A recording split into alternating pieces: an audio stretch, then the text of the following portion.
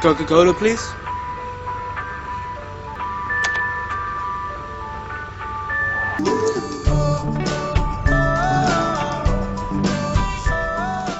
When was the last time you craved a Coke? Even when you weren't thirsty? Was it at a movie night? A family gathering? A road trip with the windows down? Think about that, because what you're about to realize might completely change how you see one of the most famous brands on earth.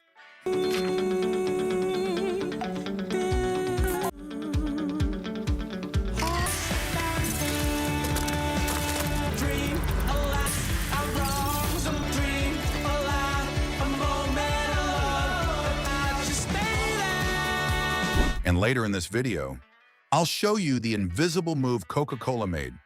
That made it almost impossible to replace. But first, why does it feel emotional? Coca-Cola doesn't sell soda. It sells moments. It sells Christmas. It sells summer. It sells friendship. It sells belonging. Close your eyes for a second. Picture a cold glass bottle, the sound when it opens. That first fizz, that's not marketing, that's memory. And Coca-Cola understood something very early on. If they could attach their drink to the most emotional moments of your life, you wouldn't just buy it, you'd feel it.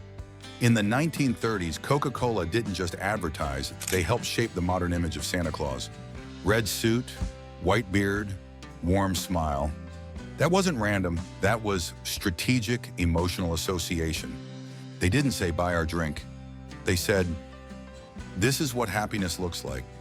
But they didn't stop at emotion. They went global. In 1941, as the world went to war, Coca-Cola made a promise. Every soldier would get a bottle of Coke for 5 cents, no matter where they were, no matter what it cost the company.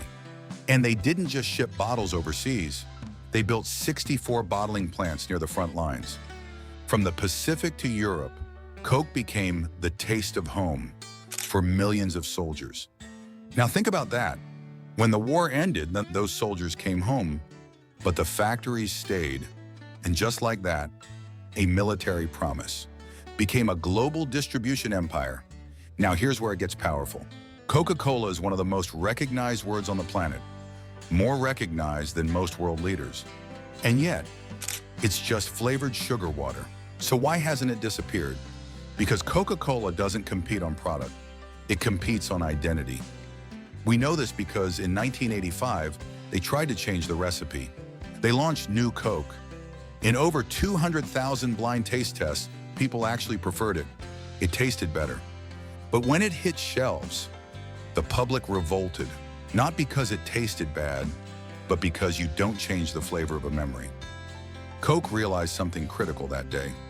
They didn't own the formula. The people did. When you choose Coke over another soda, you're not choosing taste. You're choosing familiarity.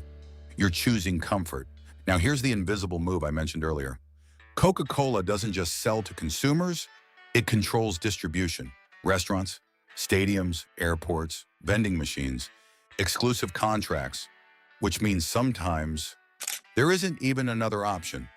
And as the world shifts, as people look for less sugar, fewer calories, Coca-Cola doesn't panic, it adapts. They've repositioned themselves as a total beverage company. Over 200 brands, water, tea, coffee, energy drinks. So no matter what you crave, you're still buying from them. When you combine emotional attachment with physical dominance, you don't just win, you become default. And default is power. So now I'll ask you something personal. When you crave Coke, is it really the drink or is it the feeling attached to it? That's the business code. Not just what people buy, but why they feel the need to buy it. And if you want to master how brands do this, follow to master it.